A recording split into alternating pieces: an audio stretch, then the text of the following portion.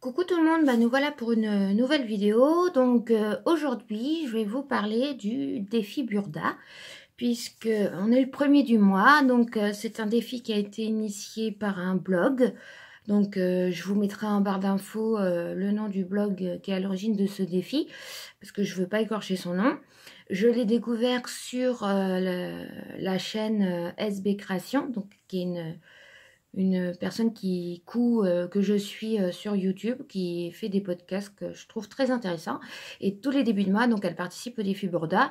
Donc c'est tout simplement, tous les premiers du mois, il faut poster une création qu'on a fait à partir du magazine Burda. Donc pour celles et ceux qui causent depuis longtemps, vous connaissez forcément la marque Burda. Pour les débutantes, Burda, c'est un magazine qui propose différentes gammes de patrons. Donc vous avez le Burda facile pour les débutants, le Burda qui sort tous les mois, et vous avez notamment un Burda créatif. Donc moi, ma création, ma première participation pour ce défi aujourd'hui sera tirée donc du Burda créatif numéro 56. Donc vous voyez sur Je crée mon sac, donc spécial débutant. Donc c'est un magazine que j'ai acheté cet été. Donc c'est le numéro 56. Donc normalement il a coûté 6 €. Je pense que si vous allez sur leur site, vous devez pouvoir le retrouver, puisqu'on peut acheter dans ce numéro. Donc je vais vous montrer le modèle que moi j'ai choisi. Alors,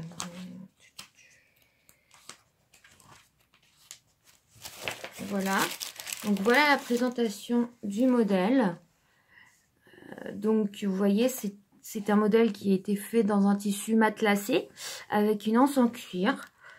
Donc moi j'ai apporté quelques modifications. J'ai pas fait le modèle exact. Tout d'abord, je n'ai pas matelassé mon tissu. Par contre, effectivement, je l'ai thermocollé pour lui donner de l'épaisseur et de la résistance. Autre modification, j'ai inséré du biais sur le dessus du tour pour que ce soit plus joli. Mes anses, j'ai mis de l'anse noire toute simple. Par contre, après, j'ai effectivement bien fait de pression et donc je n'ai pas de bijoux de sac, je n'ai pas de pompon. Mais pourquoi pas en rajouter un plus tard. Alors, mon point sur le patron lui-même. Donc déjà, je vous montre comment se présentent les explications. Donc vous voyez, vous avez l'image de départ. Vous avez toutes les infos sur la difficulté. Donc c'est un difficulté 2 étoiles. Les dimensions. Ça vous indique sur quelle planche trouver votre patron. Ce qu'il faut couper. Et ensuite, vous voyez, c'est assez succinct. Mais à chaque étape, vous avez des photos. Alors, en soi, je n'ai pas trouvé difficile ce patron. Par contre, il est vrai que pour certains éléments, j'ai dû regarder le fait de regarder la photo de présentation du sac m'a aidé. Notamment pour les petites pressions, parce qu'au départ, je vous avoue que je n'avais pas compris où est-ce qu'il fallait les mettre. Alors, il faut savoir que votre patron, donc c'est des pages comme ceci. Hein. Donc, par contre, la page, l'avantage, c'est que la feuille n'est pas très très grande. Donc, vous pouvez couper votre patron sur une table. Moi, c'est la rentrée, donc pas besoin de le mettre à 4 pattes. Donc, votre patron est composé de 3 pièces. Donc, vous avez le corps du sac, qu'il faut bien évidemment découper 2 dans votre tissu principal, 2 dans la doublure. Vous avez le fond du sac. Pareil, qu'il faut découper 2 fois, donc une fois dans la doublure, une fois dans le tissu principal. Et ceci, qu'il faut découper en 2 fois. Alors, eux, ils marquent dans le tissu de la doublure, puisque ça sera à l'intérieur. Alors, moi, ce que j'ai fait, c'est que, effectivement, j'ai mis de la viseline un peu épaisse, vraiment pour donner de la tenue. Parce que ça rend plus joli en fait, je trouve, le sac au niveau du modèle. Donc, vous voyez, ce qui est plutôt pas mal, c'est que sur le patron, vous avez toutes les indications. Là où se trouvera le bouton pression. Il vous indique même là on voit pas très bien parce que je l'ai fait sur un papier, mais où positionner vos anses. Donc ça, c'est plutôt précis. Donc voilà, honnêtement, le sac, c'est tout simple. Vous faites dans le tissu principal, vous cousez vos deux devants, pardon, endroit contre endroit avec le fond. Ensuite, vous faites la même chose dans la doublure, mais au préalable, dans la doublure, vous avez thermocollé les deux corps de votre sac. Et ensuite, vous emboîtez l'un dans l'autre et vous posez les pressions et les anses. Donc, je vais vous montrer ma création. Donc, la voici. Donc, toujours dans le cadre de la boutique, mais surtout dans le cadre du recyclage, comme on fait à l'atelier de Lucia.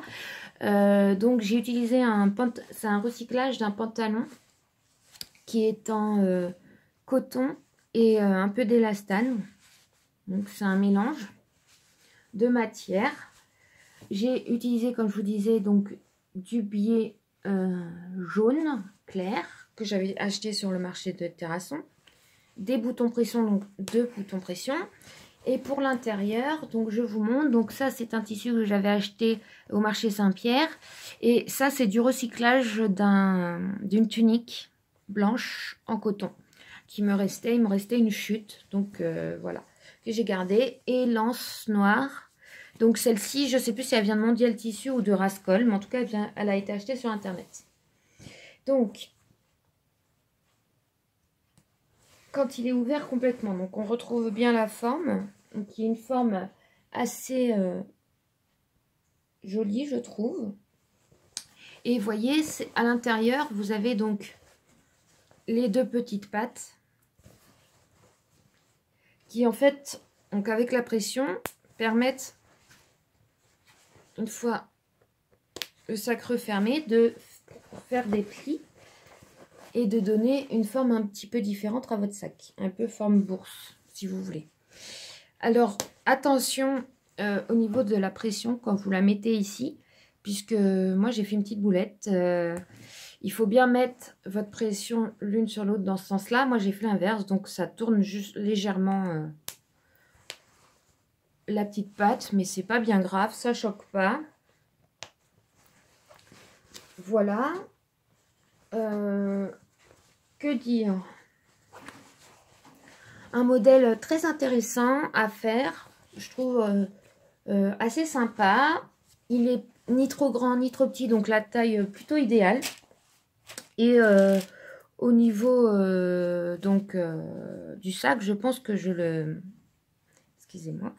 Je le referai. Après, j'essaierai peut-être effectivement avec un effet matelassé pour faire comme dans le magazine, puisque je le trouve plutôt sympa. Donc, pour conclure ce premier défi, voilà, j'ai fait un sac. Bien évidemment, pour mes prochains défis Burda, je pense vous présenter des vêtements, mais pourquoi pas, j'alternerai en fait mes créations. En tout cas, je suis contente. Voilà, modèle difficulté 2. Franchement, même une débutante motivée, franchement, il n'y a aucune grande difficulté. Du moment que vous suivez bien pas à pas, n'hésitez pas à relire les explications si vous n'avez pas compris quelque chose. Franchement, voilà, faut bien penser à cranter le bas pour l'arrondi. Mais franchement, rien de compliqué. Voilà, donc j'espère que cette vidéo vous aura plu.